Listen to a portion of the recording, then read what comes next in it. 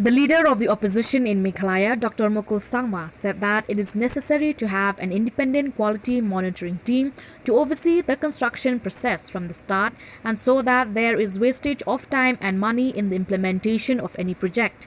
Dr. Mukul said that the collapse of the dome of the new assembly building under construction in Maodiangdiang has shocked everyone, and the reason leading the incident must be sought because the building is constructed for the state and should stand forever.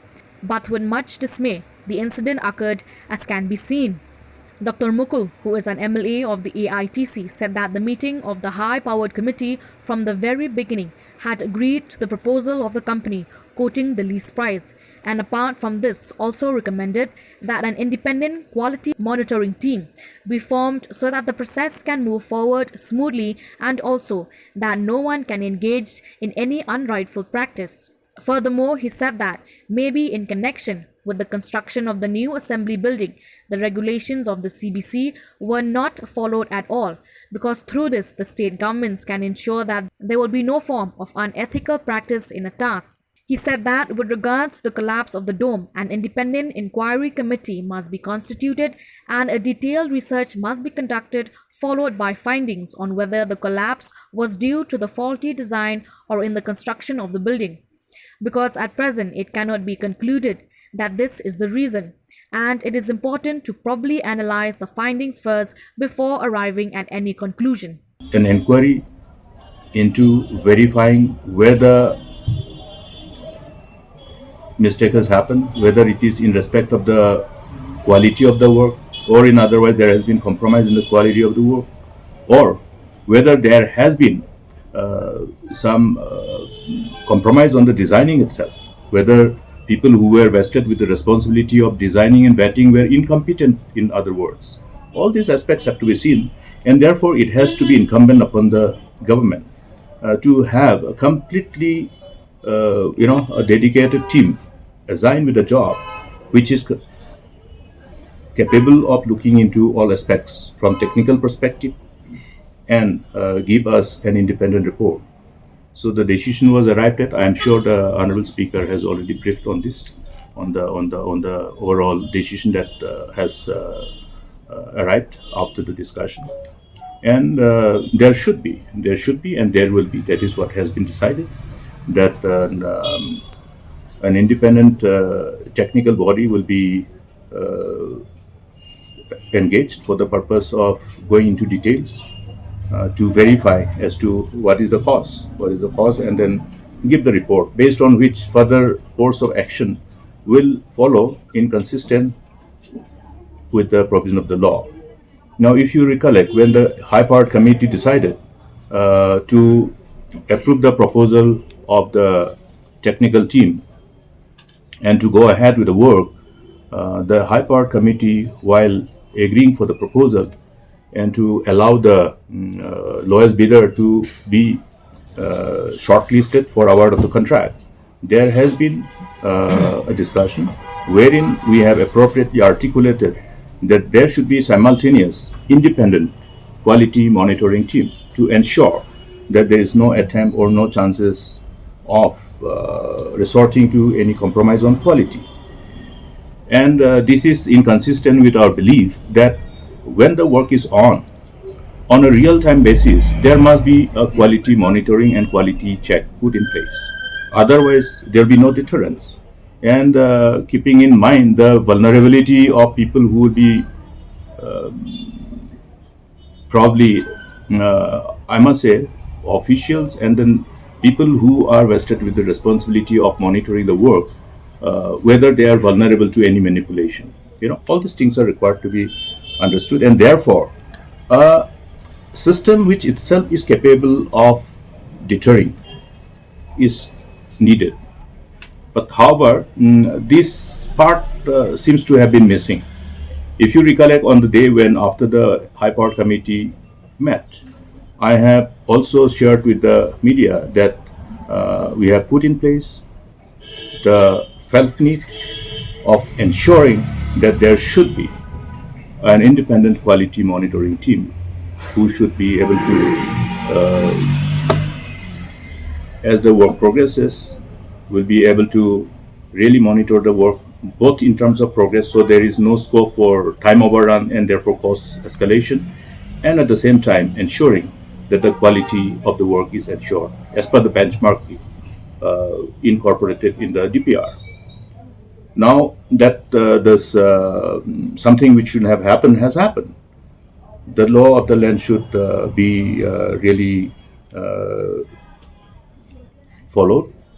I have suggested that the transparency that is required, even in the process of this investigation and quality auditing, will have to be done properly. There are already set guidelines. The CBC guidelines are there.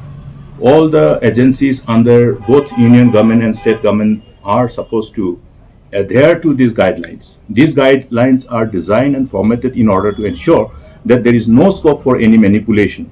Manipulation in respect of even incorporating any faulty clause which will give a disadvantage to the government, and at the end of the day will allow the builders to exploit those clauses at the cost of the state's interests.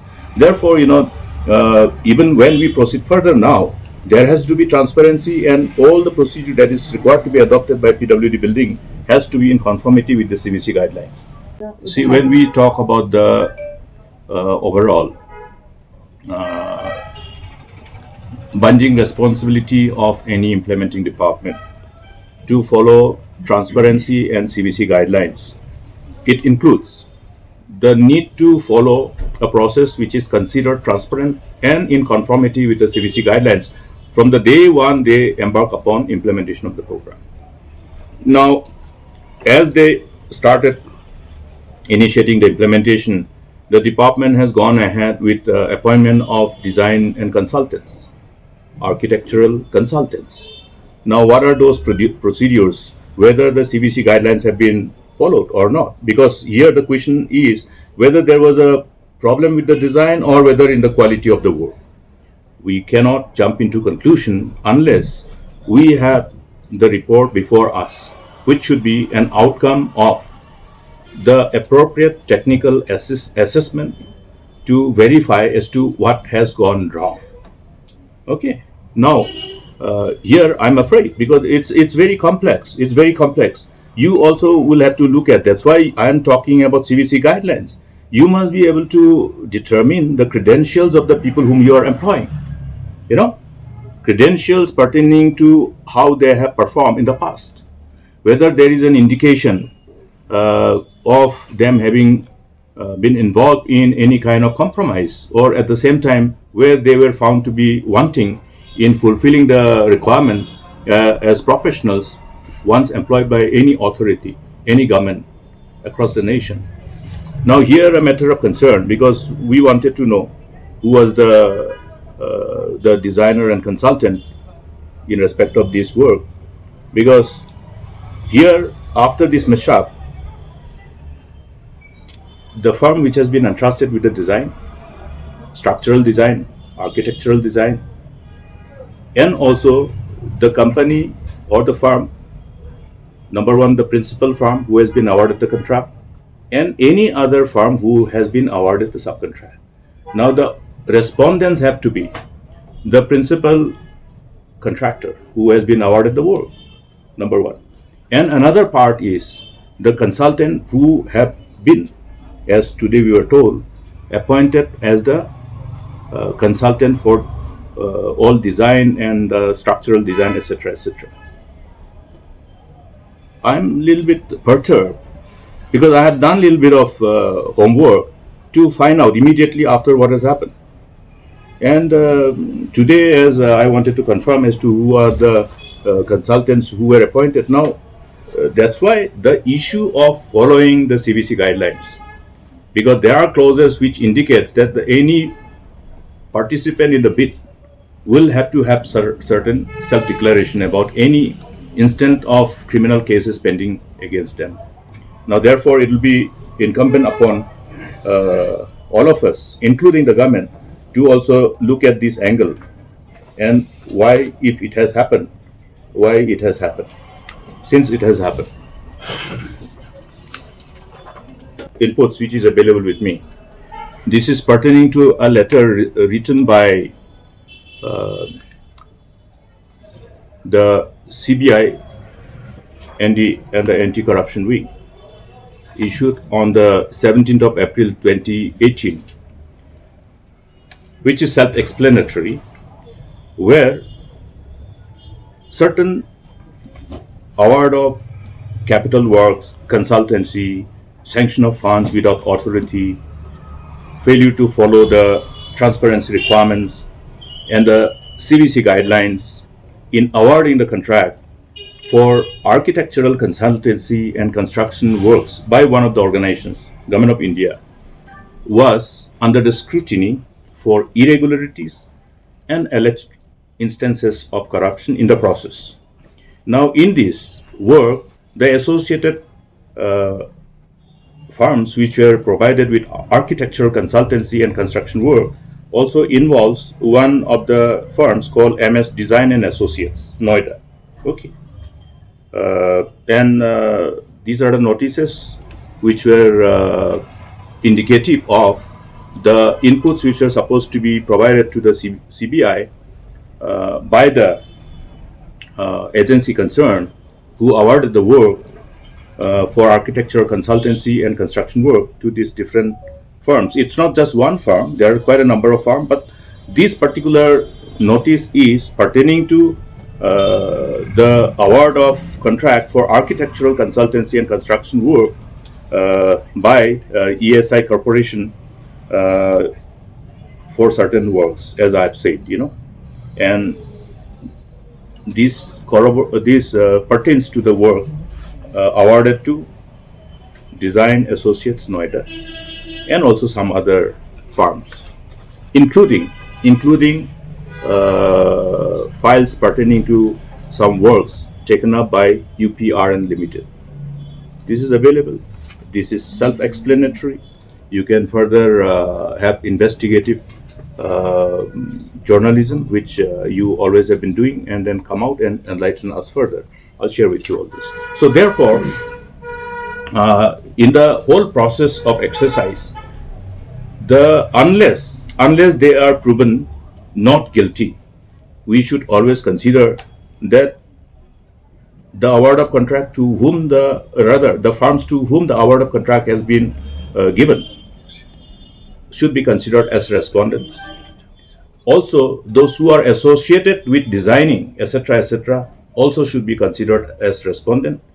Even officer who was on the field, who was actually monitoring and supervising the work on a daily basis, also must be considered as respondent.